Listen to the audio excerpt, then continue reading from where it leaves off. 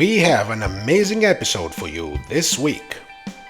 For starters, we have in our new retro game section Donkey Kong Remake for the ZX Spectrum along with Death Sector, an amazing arcade puzzler for the Commodore 64, plus a bonus review.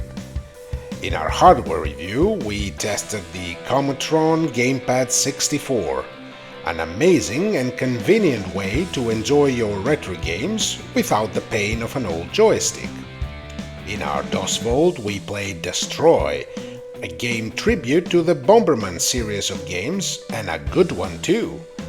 But we also remember one of the best puzzle platformers of the DOS era, the Three Vikings.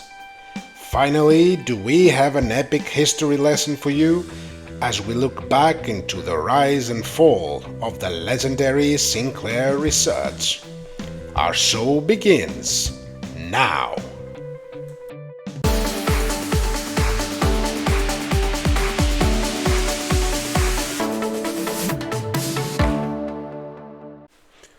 The first game of the week in our new retro games reviews is a remake remaster of the classic arcade game Donkey Kong by Artonapilos for the ZX Spectrum, and boy, what a remake it is! The original version for the Specky was shall we put it mildly, terrible mess, so this one is a dream come true for many Spectrum fans. The game is out for all the ZX Spectrum models and recently even for some coupe, although it looks entirely similar to the ZX one. The gameplay is the classic formula unchanged. You control Jumpman long before he was renamed Mario, and you have to climb to the top of the construction works in order to save Daisy. You can get the classic power-ups found in the original arcade, and you get to face the same dangers. The game moves in a perfect pace, with the controls being very responsive and without any problems. The graphics are the closest you can get to the arcade on a Sinclair machine, and they have excellent animations. The sound is great, including the original music theme of the arcade. This is a work of love that you must experience for yourself if you are a Spectrum owner and a Donkey Kong Classic fan. The graphics are awarded a 9.5. The controls get a 9.4. The music and sound effects a well-earned 9.4. And the gameplay a 9.4 as well, for a total of 9.4. Truly wonderful. Our next game reviewed is the Death Sector for the Commodore Plus 4 and the Commodore 16, expanded to 64K, which is the version we are reviewing. It's an amazing arcade puzzler by the team of Xabo, Unreal, TLC, BSZ and Kichi. And it sure paid off to have so many people on the project, since this is an incredible game, especially considering the platform we tested it on. The first thing you'll notice is the obvious influences of the Cybernoid series, albeit without the guns. This is a good thing, of course, since Cybernoid was an amazing series. The game puts you in control of a spaceship that survived a catastrophic warp speed accident, and now you find yourself in an unknown sector of space, seemingly all alone. You have to traverse a series of screens in order to find a way to get back to your space. You get an energy bar that goes down every time you touch a hazard or alien projectile that gets accompanied by a series of shield recharges that once depleted, it's game over. The game has a countdown clock since you don't have enough time to escape. The animation is spectacular, especially your ships that twists and turns in a realistic way. The areas are wonderfully realized and with an amazing vivid palette. The controls are spot on and easy to get a grasp on. The game is designed with a lot of care, and it shows, since the puzzles are sometimes hard but never frustrating. The music is great and makes a great atmosphere. On to the rankings, and the graphics receive a 9.7. The controls a 9.5. The music and sound effects a 9. And the gameplay a well-deserved 9.7, bringing the total to a 9.5 along with the title of the Game of the Week. A brilliant game for your Commodore 16 or Plus 4 that you don't want to miss.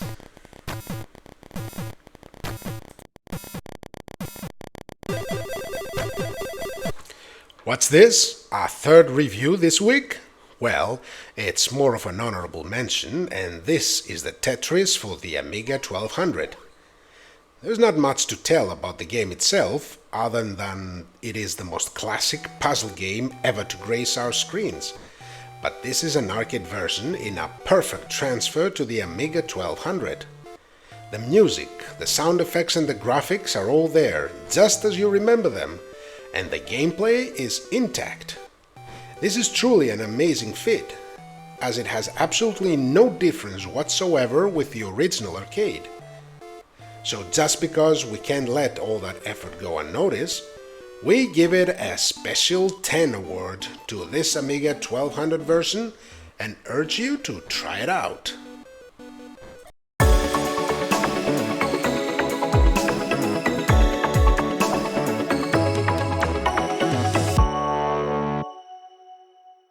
This week, we are inspecting the Commodore Gamepad64, a new and convenient way to play your games in your favorite retro system. This is a professionally made gamepad with good quality plastic and sturdy design. It comes with a wireless receiver that gets powered by your standard Atari 9-pin joystick board. The gamepad itself needs two AAA batteries that last for quite some time. Well, always depending on the hours of gaming you put down. The design is simple and resembles the classic NES pad, and there is even a tiny reset hole to use.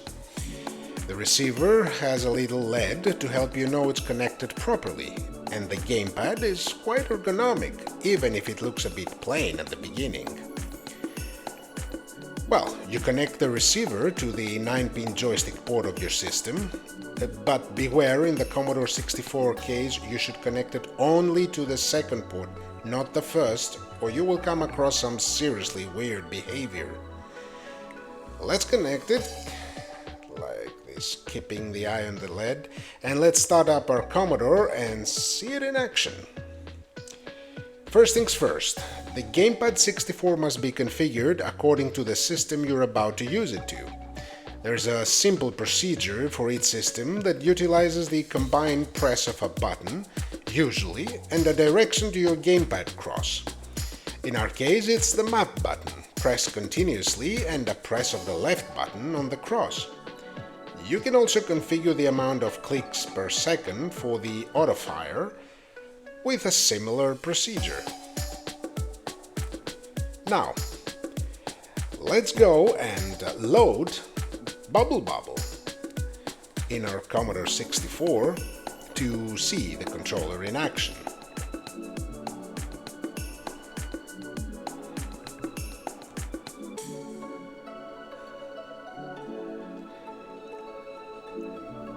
Now, the gamepad is responsive from the beginning, even in the menus before the main game, and gives us no trouble.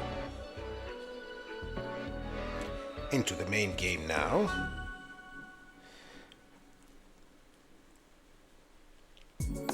As you can see so far, there are no problems.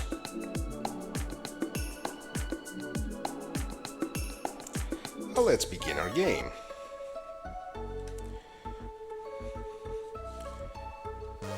A classic and favorite game. Now, I must say, that the responsiveness of the Gamepad64 is quite amazing. The filling of the buttons is great, the cross is convenient, much more so than a classic NES gamepad. It really feels and looks professionally made. Let's give the autofire a try now. And there, little Bob fires bubbles according to the autofire settings on his own now. Excellent.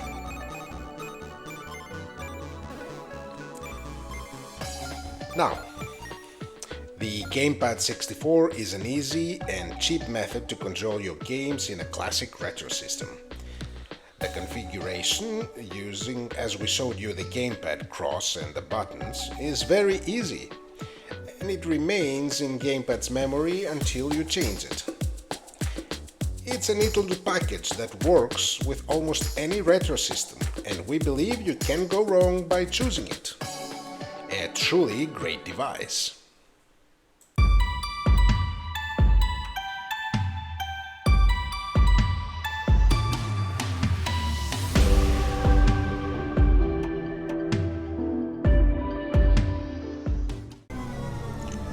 The first gem coming out of our DOS vault is Dstroy, a puzzle game that is reminiscent of the Bomberman series and was released in a much simpler version back in 1995.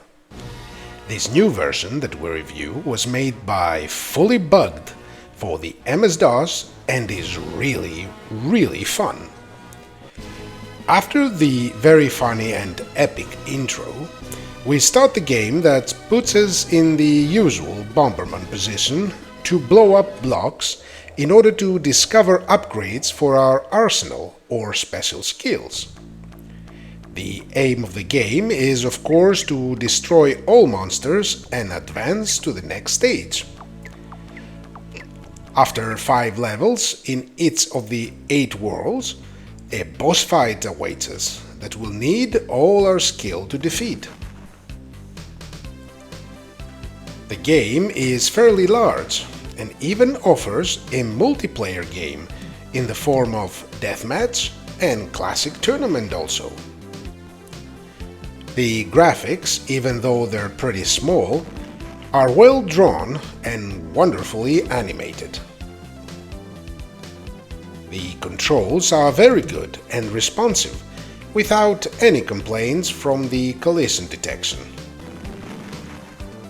The music and sound effects are great and keep the mood up with funky and cheerful tunes. The various game modes, along with a long gameplay, is sure to keep you entertained for quite a long time, especially if you enjoy the game with a buddy of yours. The graphics take home an 8. The controls, a 9.2. The music and sound effects, a fair 9.5. And the gameplay, a 9.2, taking the total to a solid 9. A great game for our beloved DOS.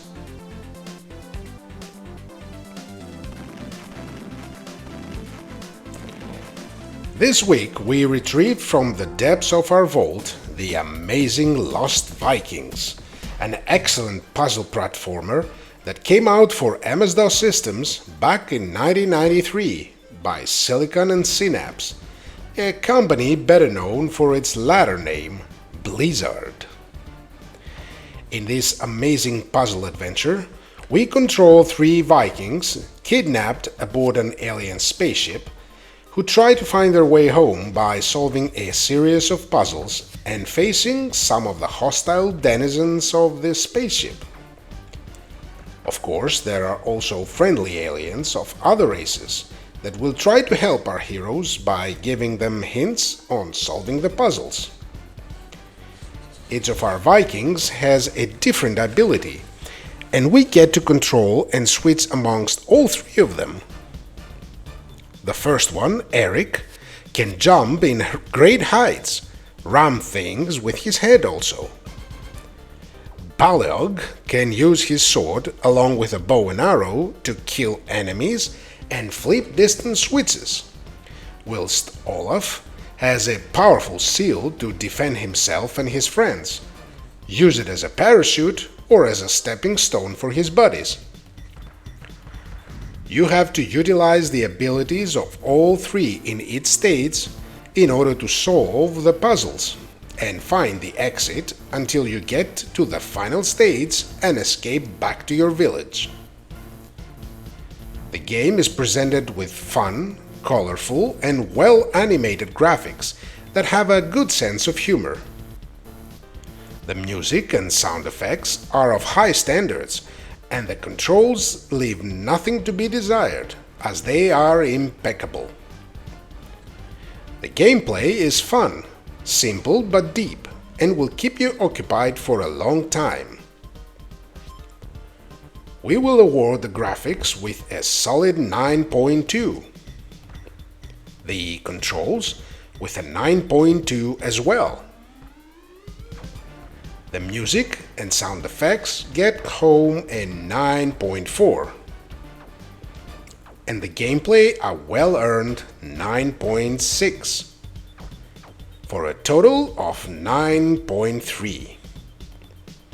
If you haven't enjoyed that game back in the day, be sure not to miss it this time around. And if you did, why not revisit it and help our Viking friends?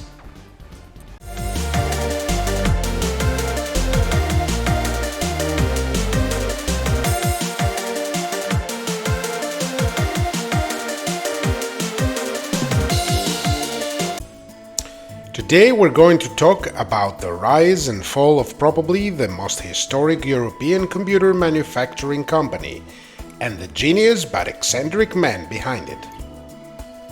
We are talking of course about Sinclair Research and Sir Clive Sinclair. Let's see the amazing rise to fame and the spectacular fall from grace. Sinclair Research was of course the home of the famous ZX line of computers. Initially named Science of Cambridge, its journey to the world of computer manufacturing started with the MK14, a microcomputer in kit form back in 1978. But the essential product that put the company on the map was of course the ZX80, a compact, fully working microcomputer. The ZX80 was an immediate hit with hobbyists, but Sinclair was not about to stop to a niche market. Science of Cambridge was renamed Sinclair Research Limited, and a little while later, ZX81 was introduced to the world to a much greater success. The ZX81 could save programs on tape, load from it, and introduced very basic graphic capabilities, albeit in the form of special characters. With accessories such as the 16K RAM expansion, the new micro quickly became a favorite. But of course, it wasn't until the unveiling of the legendary ZX Spectrum that Sinclair took its place as market leader. This brilliantly designed budget system provided with a low cost, a full computer experience with color and sound, although a bit terrible sound to the average Joe. It came with all the advantages of its predecessor, such as loading and saving games and programs to common tape recorders, but introduced proper graphics, color, sound, the ability to connect it to an external storage system named microdrive, and an expansion port that gave it limitless capabilities for the day. All this in a compact package with the pretty huge for the day amount of 48K RAM, although it initially came with only 16K. Of course, there were cutbacks in order to achieve the extremely low price of £100. The keyboard was the so-called rubber key. There was no reset or on and off switch. The sound was just a bleeper with horrible output, And let's not forget the color class. Still, this little microcomputer single-handedly launched Sinclair to the top, created the foundations for the European software industry with the first generation of the so-called bedroom coders, and kick-started a computer industry that rivaled and surpassed that of both the US and Japan's up until the late 80s. Clive Sinclair, always on the move, soon upgraded the ZX Spectrum 48K to the Plus model. But his eccentricity started getting the better of him. He insisted that his machines were made for business, and that it was not pleasing for him to see them being used as game machines. But the video games were the ones filling the coffers of Sinclair Research, and it took Uncle Clive, as the Spectrum owners and the press came to affectionately call him by then, some time to realize. That time lost led to the very late unveiling of the much needed and much improved ZX Spectrum Plus 128, a model with proper sound in the face of the AY38912 chip, a popular sound chip at the time, MIDI port compatibility, RS-232 serial port, an RGB monitor port, 32 KB of ROM, including an improved basic editor and an external keypad, although only for the Spanish region. The machine was everything Spectrum owners wanted, but they couldn't get their hands on it yet, as Uncle Clive was holding the sales of the new machine only for Spain, until the stock of the ZX Spectrum Plus model was sold in the other regions, including its home, the UK.